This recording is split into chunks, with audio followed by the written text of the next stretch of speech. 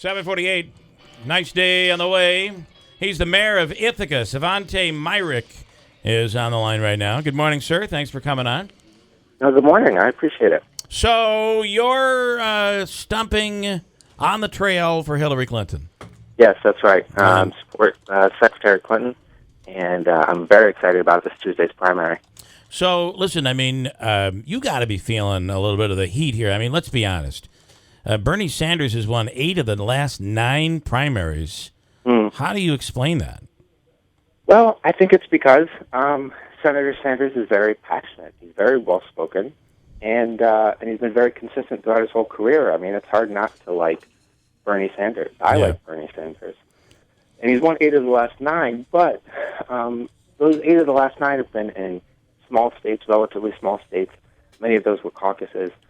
I mean, the truth is that no matter which way you slice this race, whether you look at pledged delegates, whether you look at the popular vote, I mean, Hillary Clinton has 2.5 million more votes than Bernie Sanders has. Yeah. At the end of the day, when it comes to, but it really is only about delegates. And the one thing that Trump is yelling about, and, you know, he was in Rome here yesterday, the one thing he's yelling about is, hey, this is not, this isn't fair. And Bernie Sanders has a lot to complain about because while it is part of the rules, the superdelegates in the Democratic primary can go any way they wish.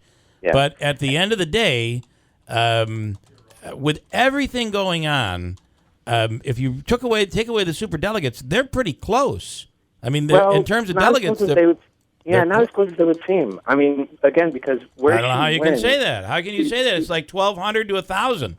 Right. So she's 200 delegates up, which is far more than Barack Obama was up this time 7 years ago. Yeah, but we don't care about that.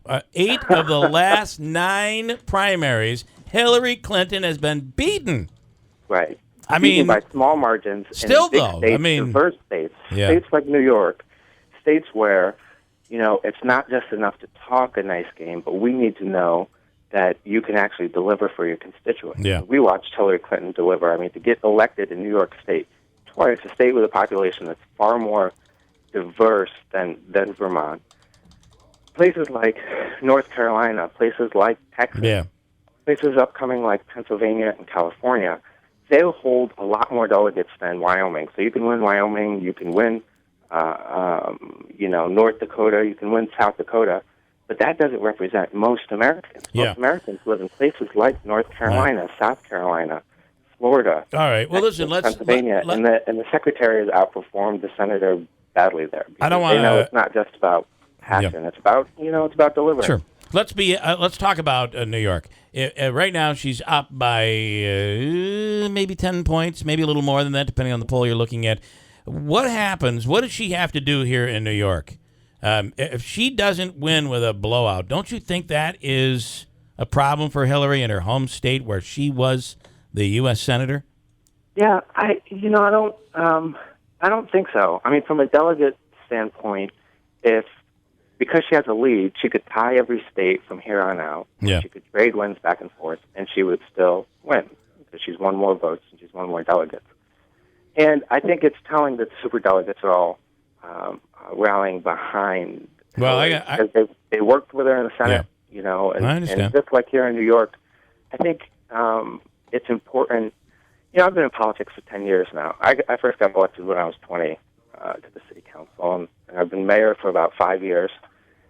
And I know the difference between someone who can give a good speech and someone who can work with their colleagues and work across the aisle and actually get things done. And I think the endorsements are a reflection of that. I want to ask you. I want to ask you this, and I know where you're going, and we've heard it all, and it's been it's a long campaign, and we as the people, and we've heard a lot of politics over the last year. It's been crazy, hasn't it? With Trump and everything else. But I do have to ask, isn't it really, though, the superdelegates, not that they love Hillary, it's that there is no way in hell the Democratic Party is going to allow Bernie Sanders to be the candidate. He's a self-proclaimed socialist. He could never win.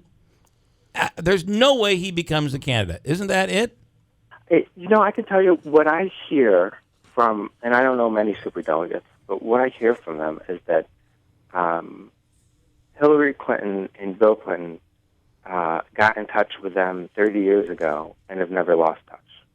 That while Bernie's talking about a political revolution where he wants to sweep the landscape and somehow change the House and the Senate on the force of his personal popularity, for the last 30 years, Hillary and Bill just crisscrossed the country, and they raised money for causes, they raised money for candidates, they raise money for House races, they show up for Senate races and support people. Yeah, but that's not my question. My question is, do you think if let's say, Donald Trump is complaining because he doesn't think he's going to be the nominee, the Republicans going to push him out. Do you think the Democrat Party will allow Bernie Sanders to become the nominee if he wins more delegates? Yeah, I think if he wins the popular vote. So I think that the point I'm trying to make is I think he's just personally more popular with the people who have worked with her. Yeah. But that was the case 7 years ago, too. And the superdelegates were all behind Hillary. And then when the country changed and when Obama started winning, not just by small margins, but large margins, and the popular vote swung to him, the superdelegates said, okay, maybe I personally like Hillary, but it's clear that the party wants Obama. I think if the popular vote goes for Bernie, which would require quite a huge swing. I mean, further behind in the popular vote than in the delegate count. Right. But if that happens, I think some superdelegates would start to switch. I think it's maybe some, but I think it's a fantasy world if you think they all would, or even the majority of them would. But hold on tight. I want to bring in Tristram Coffin, also stumping for Hillary Clinton, former U.S. attorney for the District of Vermont. And good morning, sir. Now, you're a Bernie Sanders friend, right? But you're supporting Hillary. I am a longtime constituent of Senator Sanders since I was in high school. Yeah. I come from Vermont, and I was appointed as a U.S. attorney into the Obama administration, and I am supporting Secretary Clinton. Do you agree with me, though? There's no way in hell Bernie Sanders ever becomes the nominee, even if he had the popular vote, even the people who stood behind him. The party wouldn't let that happen. I don't think that's right. I think that the process is going to play out, and the votes will come in as they come in. And I think if the popular vote were to go strongly his direction, I think he would likely be the nominee. But to me, those delegate stuff, isn't really as significant as the fact that Secretary Clinton across the country in state after state in total has, gotten millions more votes than Senator Sanders has been able to accumulate. And I don't really see that changing. As a U.S. attorney, just give it to us frankly. This email scandal and the Benghazi stuff and all the secrecy and how does she survive all this? And is there the chance that there could be an FBI investigation here or even an indictment? There's a security inquiry into the use of her email and how that was handled. Other secretaries of state have used a similar process, and I think that process is going to play out. There's a lot of investigations, I can tell you as a U.S. attorney, which actually go nowhere. Yeah. And, it's certainly looking like that's how this is going to play out. Looking at the kind of cases that have been brought for violations about this, doesn't seem like we're really in the ballpark for charges being brought. Okay, so quick prediction. How big will Hillary win on Tuesday here in New York? I don't know. I think I'm not from New York, but I follow the papers, and it certainly seems like the polls have her with a strong double-digit lead, and it seems like now it's kind of getting to be a pretty consistent drumbeat of polls. But, it's a big state. It's a complex state. It's a hotly contested election. My sense from living across the lake and looking at your beautiful Adirondack Mountains for years is she did incredible things as a senator there and was a real doer and really a practical get things done for people. And I think as she's come toured around the city, watching some of the news coverage about that, you can see just the reaction of the people, that they really appreciate and they remember all the good things she has done.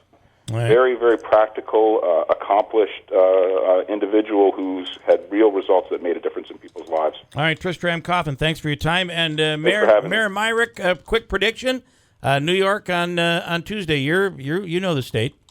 Yeah, I think it'll support Hillary. I think upstate will really come out and support Hillary, and I think she'll carry New York City. I think we're looking at it at 10, as high as 15% win. Okay, and double digits. All right. It's going to be on the strength of. She helped save the state theater in Ithaca. She's been to Utica. She's worked in Syracuse, and people just remember that. And remember, that she might not be the most charismatic, but she's she's certainly the most effective. Mayor, thank you so much. Tristram Coffin, I appreciate it, guys. Thanks for coming on. Quick break at WIBX. Hold tight.